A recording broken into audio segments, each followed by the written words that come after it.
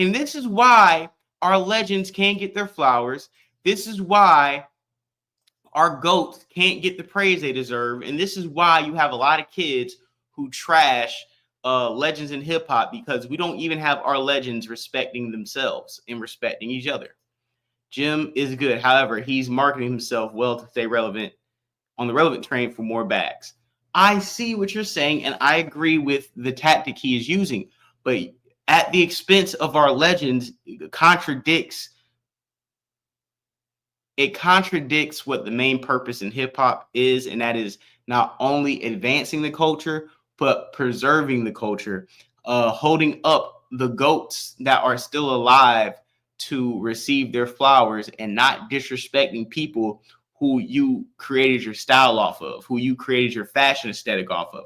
We can't sit up here and come into the game, because what you're doing is you're validating that 21-year-old kid or that 23-year-old kid to disrespect the Nas. You're validating these kids to be like, yo, I want to listen to Nine Vicious and Playboy Cardi and Lil Tecca. I don't want to hear anything about no Hove or no Nas or no Jeezy or no Jadakiss. I want to hear no Jadakiss. I want to hear Ned Spin and these other 6ix9ine and Trippie Redd.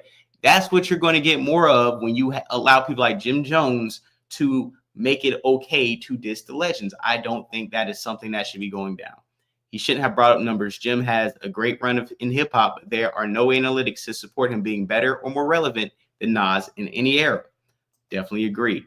Jim should have said that the YNs like him and he identifies with them and left it at that. Can't do that. Nas 8 platinum albums, Jim 0. I ain't hating either, because I like Jim. That's what I'm saying. I'm not hating on Jim Jones. I like Jim Jones. I still think Jim Jones can rap. I think Jim Jones is probably one of the best self-taught rappers that came in the game and, progressed with his own vision. But when you go at a Nas, you force us to have to do a head for head. What he did with Nas is kind of like what Trace McGrady did with Kobe Bryant, where we love T-Mac. We defend T-Mac. But if you're going to say you could have did what Kobe did, now we got to bring your career to the forefront, put it on a Summer Jam screen and be like, well, T-Mac, we loved your play. We knew you could be, you can score just as good as Kobe Bryant, but you never got out the first round. You never, you couldn't beat the Hornets in 2002. You couldn't beat the Pistons in 2003 with a 3-1 lead. You couldn't beat the Mavericks in 2005 with a 2-0 lead going back home for 2 games.